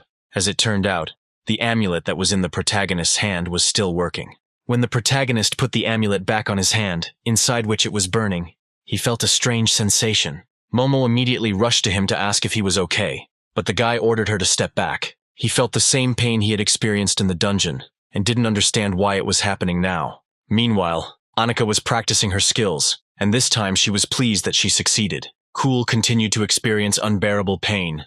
It seemed to him as if he was burning from the inside. He was determined that he had to get the stone out right now. But when he touched the door, the entire room was illuminated by an incredibly bright light. At that moment, the girl heard a strange sound behind her and turned around sharply. She saw that a powerful explosion had occurred in this small building, causing the main character to be thrown outside. The doll immediately ran up to him and asked what happened. But the gunsmith said that he didn't know what happened. The fragment suddenly lit up, and then the door just exploded. At that moment, a woman with white hair came out of the building and asked menacingly, "What is that noise?" She said it was too early for such events. She then looked closely at the walls of her building and noted that it seemed to her that there had been a door there before. At this moment, the main character seemed to be in another dimension. He saw a strange light coming from somewhere, but he didn't understand what it was. It seemed to him that this sensation lasted forever. Then he walked up to a wall that was literally made of light. He touched it with his finger, as he felt as if something was pulling him there. At that moment, circles began to appear all over the wall, as if someone had thrown a stone into the water. Cool noticed with fear in his voice that he felt as if he was being pulled inside. First his fingers were inside, and then his whole hand. After a while, half of his body was on the other side of the wall. At this point in the real world, he was unconscious, and it was then decided to pour a bottle of wine right on his face. This finally caused the main character to come to his senses and start coughing. He looked at the people standing above him and asked them, "What the hell are you doing?" Above him he saw his friends, as well as a tall, fair-haired woman who looked at him with a displeased look. Wisp asked him if this was the same guy she was supposed to bill at the door. The guy then asked her who she was and what she had poured on him, as the liquid smelled like resin mixed with waste. The woman said it was a company secret, and he was honored, since she usually didn't let anyone taste her drink. Then the main character began to guess that this woman was the same anime specialist they were sent to, but he was worried about what happened. The fragment suddenly began to glow, and then some powerful release of energy occurred.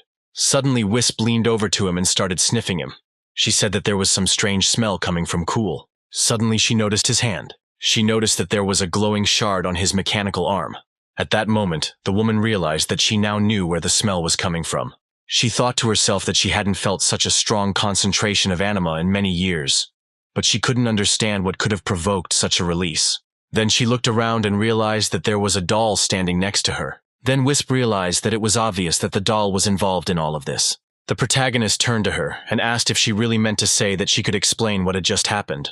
The woman said that they had fun with things they knew nothing about, and this outcome awaited them, and now they are paying for it. The protagonist's comrades began to speculate that this shard was dangerous, and Cool began to think that perhaps they were right, and they needed a different approach.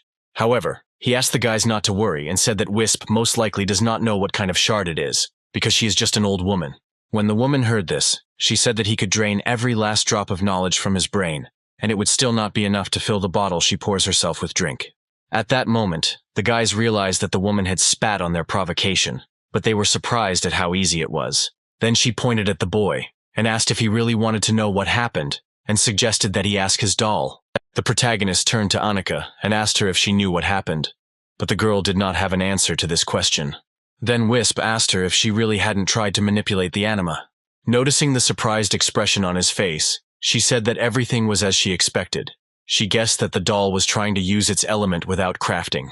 When the woman realized that Annika didn't even know what crafting was, she said again that she hated dolls because they only made everything more complicated. She pointed at Leon and said that even this brat knew about the 3 stages of anima manipulation. Then the guy said that anima is the energy that flows in all living beings.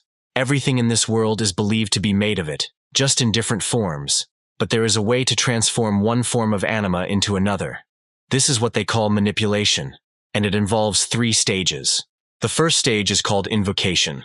The manipulator calls the anima from his center so that it can be accessed and controlled. This stage is the simplest and most familiar to people, as it is usually used to activate technologies and geovores. The second stage is called transformation. The manipulator transforms his anima into one of the 6 stable elements. Most people cannot do this naturally. It is an extremely rare ability that occurs in less than a fraction of a percent of the population. However, recent innovations in battle doll technology have made this ability more accessible. Then Momo realized that Grizz's element was fire, Kalia's element was water, but now she was interested in Annika's element. The doll replied that her element was ice, but she did not understand what this had to do with the shard in Kul's hand. Wisp explained that it was all because she hadn't thought about the third stage.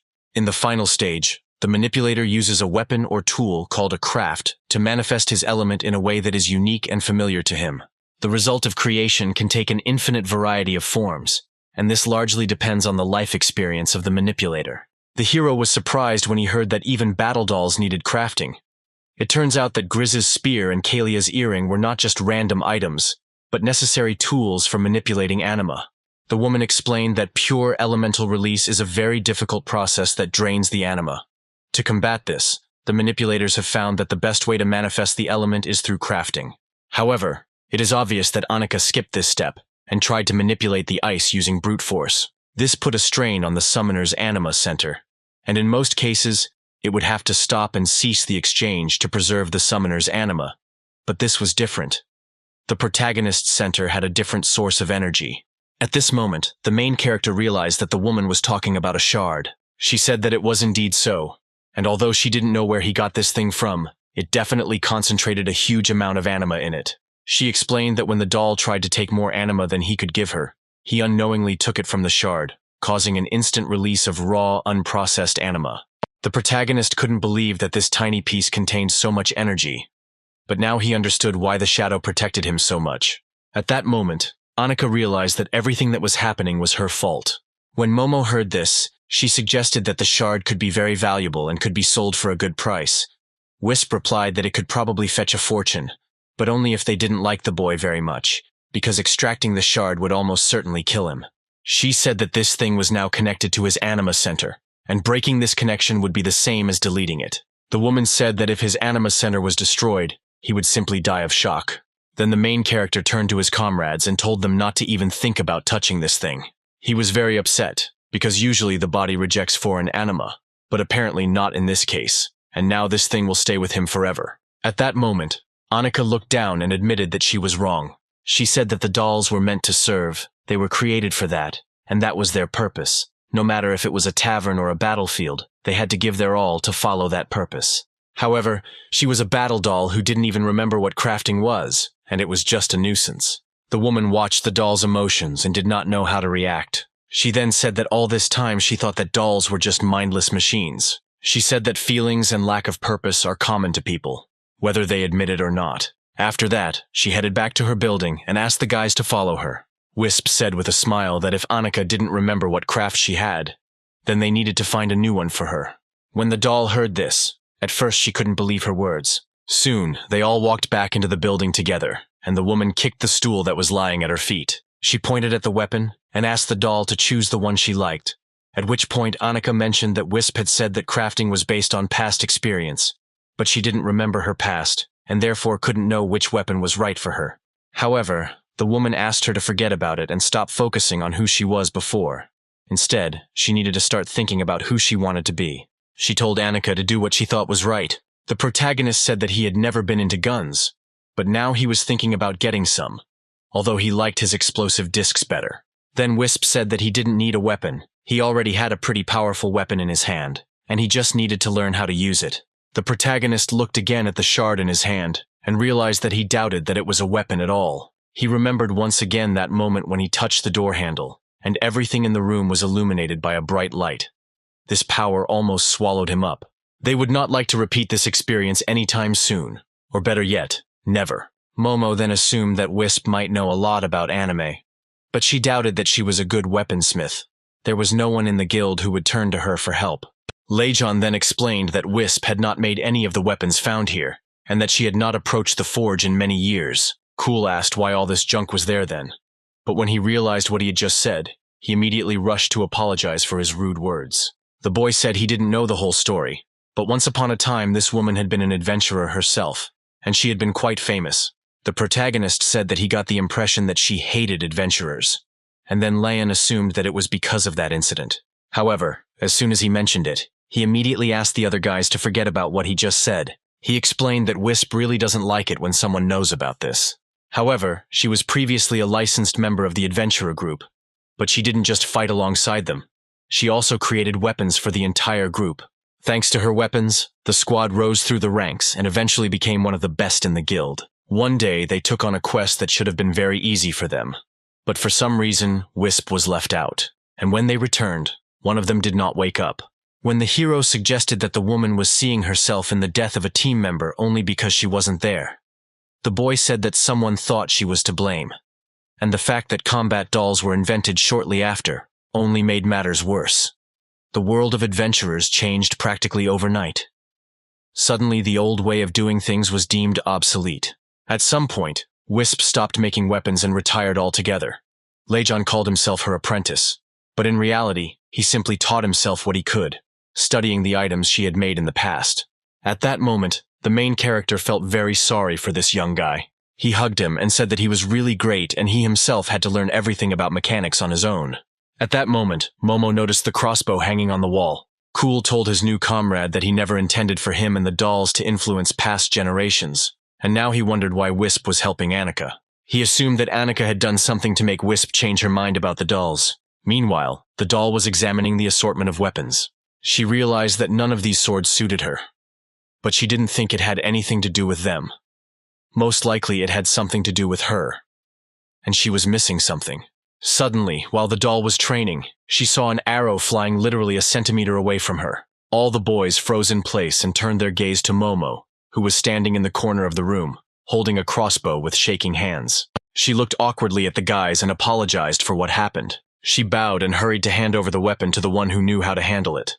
The guys were happy that no one was hurt in the end. But at that moment, the main character noticed a piece of rope hanging from the ceiling. Then he came closer to it and saw that on the floor underneath it there was a small bag containing some sharp object. The guy examined it and realized that it was something like a handle, but without a blade. He took the strange thing in his hands and realized that it reminded him of something. At that moment, Wisp ran up to him and ordered him to immediately put the thing back in place. When the protagonist looked at the woman, he saw an incredibly gloomy expression on her face. She ordered him to put the thing back if he didn't want any trouble. Cool apologized for the misunderstanding and said that it just fell on the floor. But in his heart he began to suspect something. Suddenly Leon shouted to them that someone was coming towards their house. When the boys looked through the doorway, they saw that there were indeed two figures approaching them. As it turned out, they were two soldiers, one of whom was helping his comrade to walk since he was badly wounded. When the men came inside, all the boys sat around them and asked what happened. The man couldn't start talking for a long time, but then quietly said that they were just supposed to go on a quest. They had heard reports of aggressive monsters coming down from the mountain, but the lair turned out to be much larger than they expected. More and more of them appeared, and his friends did not survive. He saw their flesh torn from their bones. The man started crying and said he could still hear them screaming. Every now and then, images of monsters devouring his comrades appeared before his eyes. He didn't understand why he could still hear their screams, which drove him crazy. At that moment, Momo leaned over to him and told him that now that he was out of there, he was safe. However, the man said that some of his group were still there, and this haunted him. He started crying and screaming that he wanted to help them, but his legs just wouldn't move. Wisp listened to his entire story with a stony expression on her face, but it seemed like something was bothering her. Then the main character turned to his partner, and she immediately agreed that they couldn't wait any longer and needed to go there immediately. Soon the guys left the task and went to the place where the quest was supposed to take place. Momo turned to Leon and Wisp and asked them if they were sure that her comrades would be okay. The guy confidently asked her not to worry. He said that he gave Annika a quality weapon. At that moment, the woman thought to herself that she was a real fool in all this fuss. She forgot to take that damn thing from that guy. And then she looked at the rope that was hanging from the ceiling and realized that it was a hollow blade. The woman was extremely unhappy when she realized that this story was repeating itself again. Meanwhile, the protagonist took that sharp thing with him. He didn't know why Wisp reacted like that when he touched it, but he could tell that it was made of a highly anime-sensitive material. He thought that this could be his perfect weapon, but it would be very capricious, and he doubted that Annika would be able to control it. He remembered that picture again when he saw the doll, which was in the very middle of the blast wave. After some thought, he came to the conclusion that it would be too dangerous, and he didn't want to expose her to that risk anymore. Meanwhile, the girl ran to the right place and looked with concern at the doll who was running behind her. They soon arrived at the place where the battle was taking place, and saw Grizz and his master there, who were surrounded by monsters. The man, looking at everything that was happening, realized that things were bad for them. He learned that Toppa had almost no anima left, At that moment, one of the monsters rushed straight at them. Grizz readied his weapon and knew he needed to deal with them as soon as possible. He dealt a crushing blow to the monster, and a wave of fire flew from his weapon. The man watched as the monster flew straight into the ring of fire and seemed to dissolve there. However, the next moment, he jumped out of the ring of fire and rushed straight at the doll. Grizz barely had time to put his weapon in front of him to block his clawed paws. These were stone lions, Titan-class monsters, a type of cat that lived in mountainous areas. And through evolution, they learned to create a shell of earth that protected them from physical and anima attacks. At that moment, the doll realized that her flames could not penetrate their defenses. Then his owner came to his aid and tried to hit the monster with his axe. However, at that moment another lion jumped on him. He grabbed him by the leg and threw him to the ground. The weapon fell from his hands and he was unable to defend himself. At that moment, the man looked up and saw that the animal had suddenly jumped back somewhere. Tapa looked back and saw the leader of the lions standing next to him, with his henchmen surrounding him. Then he looked again at the lion that was holding his leg, and realized that he could not move. When the man looked up, he saw another beast flying towards him, ready to deliver the finishing blow. However, at the last moment he was saved by the main character, who pushed the beast away from him with his body. Tapa was horrified when he saw that this man had knocked down such a powerful beast with one blow. Then he took a closer look and recognized this guy, that upstart from the guild. Meanwhile, Cool rose to his feet and said with a smile that it was pretty close. Then he looked up and saw a familiar man standing in front of him. He asked Tapa with displeasure what he was doing there, to which the man said that he could ask him the same thing. Grizz was watching everything that was happening and realized that this guy was also from the guild. However, when he looked up, he saw that same doll with long blue hair flying towards him. With one deft blow, she tried to knock down the lion, who was sitting right on Grizz. However, this attempt was not successful, and her sword simply broke. The girl looked in shock at her broken weapon, which turned out not to have caused any damage to this monster. The protagonist slapped himself in the face when he remembered that Leon had told them before leaving that he had prepared the best weapon for them. However, this attempted attack made the lion very angry and he rushed straight at the doll. Grizz knew he barely had enough strength to hold back his onslaught. At the last moment, he gathered all his strength and with one blow pushed the monster away from himself. He then turned to Annika and asked what it was, to which the girl replied that they came here to save them. At that moment, their attention was drawn to a screaming blonde man. He pointed to the lion, which was still holding his leg, and said that everyone had forgotten about him. He then grabbed his axe and hit the monster hard on the head. However, the boys quickly noticed that the rest of the lions had approached them and were now completely surrounded. The leader let out a powerful roar, and all of his limbs began to sparkle with green energy.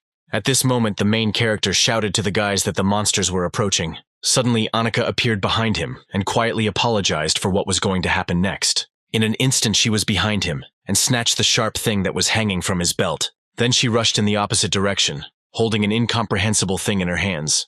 When the protagonist looked down, he realized that the thing on his belt was no longer there. Finally, Annika turned to him and told him that he would have to trust her. Meanwhile, the story moves back 20 years. A young wisp was sitting in her armory and talking to a young guy who said that in his opinion, this is her best work. In his hands, he was holding that very sharp thing. This guy's name was Leaf. He was 28 years old and he was an adventurer. He could not fully believe that the girl was able to forge hollow steel, because even the royal blacksmiths could not do this. The woman said that there was nothing special about it. For her, it was like child's play. The man began to wave the steel and think about what kind of weapon it would create. He had heard that such steel had incredible transformative powers. However, the woman asked him to be careful, as they had not tested her yet. Leif assured her that everything would be fine, as her weapons had never failed them. But their conversation was interrupted by a fat man who suddenly appeared on the threshold of their workshop. Wisp was surprised to see him here, as she had put the man on the waiting list months ago. But the man was not happy with the turn of events. He said that Wisp was the only one he would trust to supply his guards, and promised to pay her 200 crowns for it. However, the woman said that she could not do this because they already had too many quests. At that moment, Leif approached her and said that this man was offering payment equal to 10 quests. He then stated that they would handle this quest, and that she should take care of this steel, since it was the perfect opportunity to test the new full blade, and besides, he and his team were tired of sitting under her skirt. At some point the woman thought about it, but eventually agreed. The man was very happy that she accepted his proposal. Finally, Wisp turned to Leif and asked him to be as careful as possible. However, the guy asked her not to worry and said that her weapon would definitely protect him. Even though the woman let him go, she felt uneasy, After some time, people on the street said that the adventurers had returned. The woman was surprised because they dealt with it quite quickly. She realized that, apparently, they really didn't need her. She decided that next time she would go with them so that they would not think that they were capable of anything without her. However, when Wisp went outside, she heard that people were grieving over the death of an adventurer who had recently had a child. As soon as the woman suspected something was wrong, she immediately rushed through the crowd. What she saw in front of her shocked her, and for several moments she could not move. In front of her lay the corpse of a man, blood dripping from his hand. When the woman looked closely, she realized it was Leaf. His legs and left arm were torn off, and his entire body was covered in blood. The woman immediately rushed to the stretcher and asked the other soldiers what had happened. At that moment, one of them turned away and took something out of the dead soldier's pocket. He handed the woman a bloody bag and said that they were afraid to touch it directly, as this thing had caused Leaf's horrible death. Wisp picked up the bloody bag and looked inside in horror. As it turned out, inside she saw the same hollow steel that she had made just recently. After this event, she could not come to her senses for a long time, and now, when history was repeating itself, she felt very bad. She realized that at that time they had no idea how dangerous this hollow steel was. It is able to sense and accept the properties of the anima it comes into contact with. An incredible amount of anima and a complete understanding of the weapon one wishes to create are required. Otherwise, the steel will reflect all the energy back to the wielder. This weapon is capable of killing her the second she decides to create something with it. However, Annika, holding this weapon in her hand, asked the protagonist to trust her. Meanwhile, the monsters were getting closer and closer to them. The main character was scared. He understood that this steel was practically a living organism, and if it hesitated even for a moment, it would be the end of them all.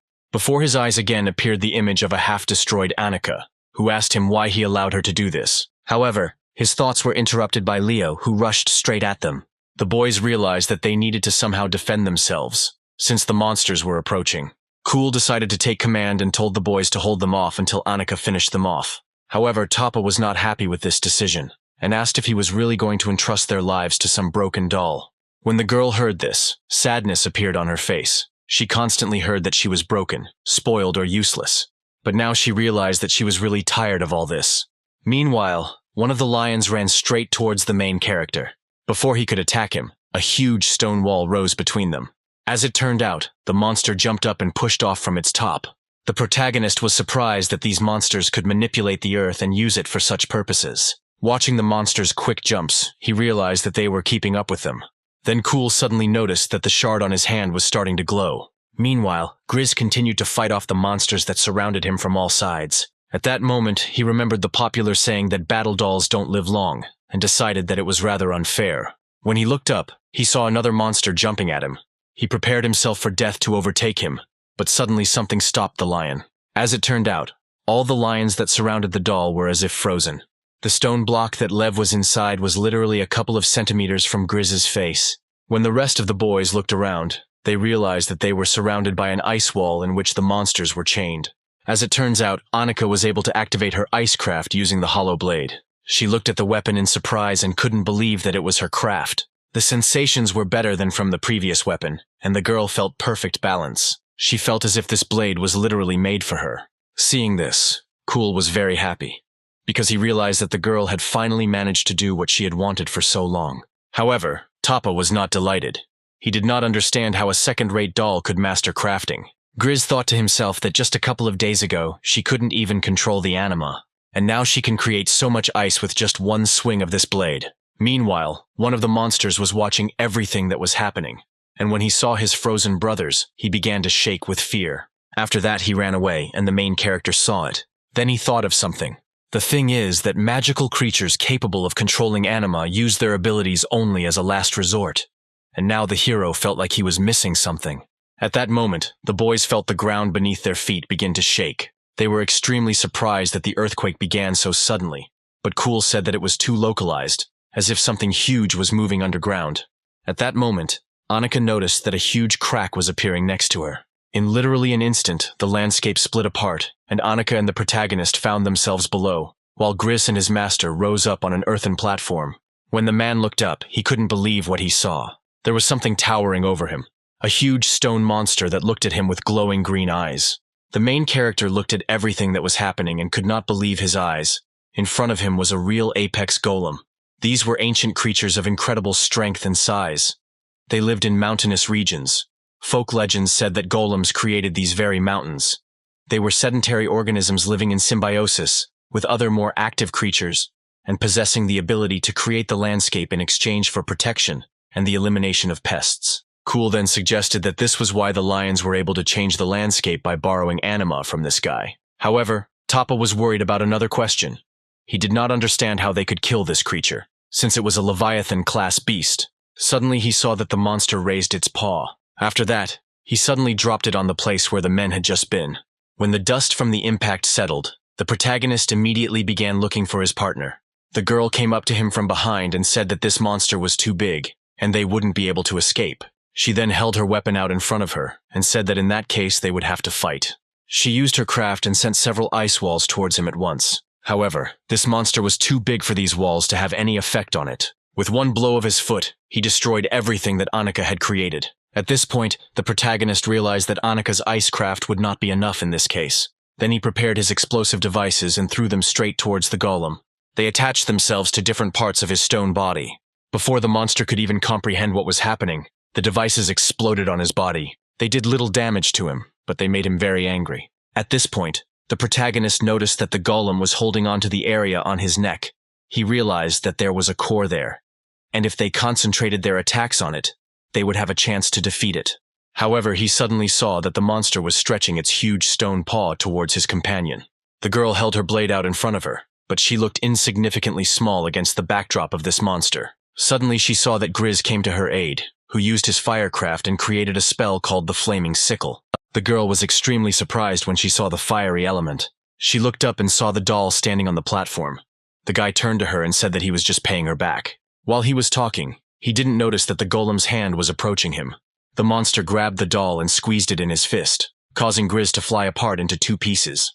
The upper part of his body flew off to the side, mechanical components raining down from it. The boys froze in horror as they watched how this monster dealt with the fighting doll so easily. The main character immediately rushed to his aid, realizing that they needed to save their partner. Meanwhile, the doll's owner froze on the mountain, watching everything that was happening with fear. He did not believe that someone could kill the fighting doll. Then he opened his system and decided to summon a new one. He didn't care about rank. However, the system told him that he didn't have enough funds to summon. As it turned out, he spent too much choosing a rare doll. Then Tapa decided that he had no choice but to throw off all his heavy armor. After that, he ran away from the battlefield, realizing that if he stayed there, he would die. Finally, he said that his life was 20 times more valuable than the life of anyone present there, and he must definitely save himself. At this moment, Grizz, on the verge of death, watched his owner run away. Although he was disappointed, he understood that this situation did not surprise him. At that moment, a bright glow appeared before his eyes, and he felt that their anima connection was disappearing. Realizing that only his upper body and one arm remained, Grizz realized that this was probably the end.